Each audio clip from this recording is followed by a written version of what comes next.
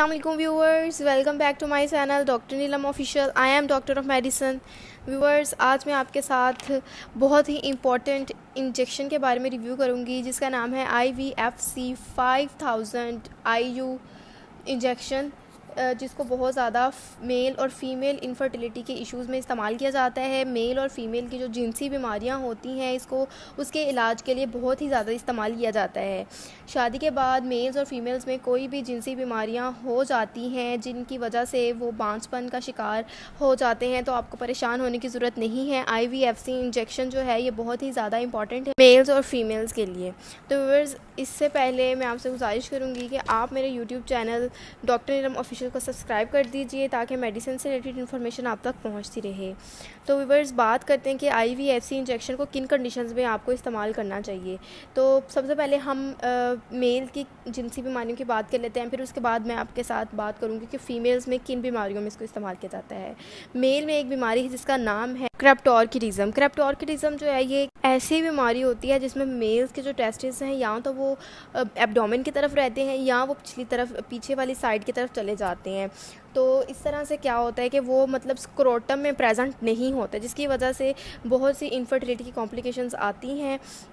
उसके साथ साथ इसको ओलिगोस्पर्मिया या एजोस्पर्मिया, ये दो ऐसी कंडीशन हैं मेल्स में, ओलिगोस्पर्मिया और एजोस्पर्मिया, जिसमें क्या होता है कि मेल्स में जो स्पर्म काउंट है वो बहुत ज़्यादा कम हो जाता है देन नॉर्मल से बहुत ज़्यादा कम हो जाता है, जो कि बहुत ही बड़ा इशू है इनफर्टिलिटी का। तो इन तमाम कंडीशंस में मेल्स में जो है ये इसको इस्तेमाल किया जाता है IVFC इंजेक्शन को। ये बहुत ही ज़्यादा इफ़ेक्टिव होता है व्यूवर्स। उसके बाद हम बात करेंगे फ़ीमेल्स की कौन सी ऐसी बीमारियां हैं जिसमें इसको इस्तेमाल किया जाता है। तो फीमेल्स में सबसे पहले इसको हाइपोमिनोरिया जो है ये ऐसी कंडीशन होती है जिसमें फ़ीमेल्स में पीरियड्स बहुत ही कम अमाउंट में आते हैं लेकिन बिल्कुल ही कम अमाउंट, जैसे 1 या 2 ड्रॉप्स फिर नहीं आते।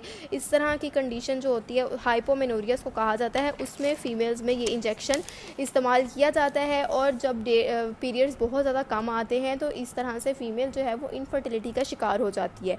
उसके अलावा ये इंजेक्शन जो है ये ओवुलेशन के लिए बहुत ज़्यादा इस्तेमाल किया जाता है। फ़ीमेल्स में ओवुलेशन प्रॉब्लम्स के लिए इसको इस्तेमाल किया जाता है, जिसका नाम है प्राइमरी एमेनोरिया और सेकेंडरी एमेनोरिया, जिसमें आपके पीरियड्स में ओवुलेशन नहीं होती। तो इसमें भी IVFC इंजेक्शन इस्तेमाल किया जाता है।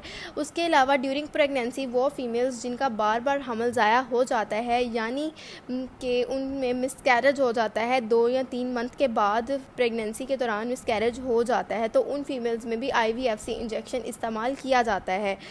तो व्यूवर्स, अब बात करते हैं कि इन तमाम कंडीशंस में आपने इसको किस तरह से इस्तेमाल करना है। अगर तो आप मेल इस्तेमाल कर रहे हैं इसको क्रेप्टोर्किडिज्म के लिए, तो उसमें आपने इसको 1 मंथ में 1 इंजेक्शन इस्तेमाल करना होता है और 3 से 4 मंथ इस इंजेक्शन को इस्तेमाल करना होता है।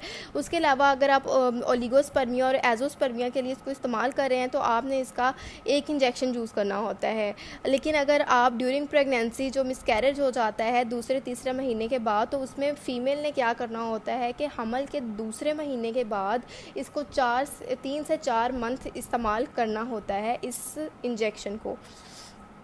तो व्यूवर्स, अगर हम इसके साइड इफ़ेक्ट्स की बात करें तो इसमें नोज़िया यानी मतली होना, वॉमिटिंग यानी उल्टी होना, डिजीनेस यानी सर का चकराना, हेडेक यानी सर में दर्द होना और फेस पर दाने वगैरह बन जाना, ये इसके कुछ कॉमन साइड इफ़ेक्ट्स हैं। व्यूवर्स, अगर आपको इन्फॉर्मेशन पसंद है इसको लाइक, शेयर और कमेंट ज़रूर कीजिएगा।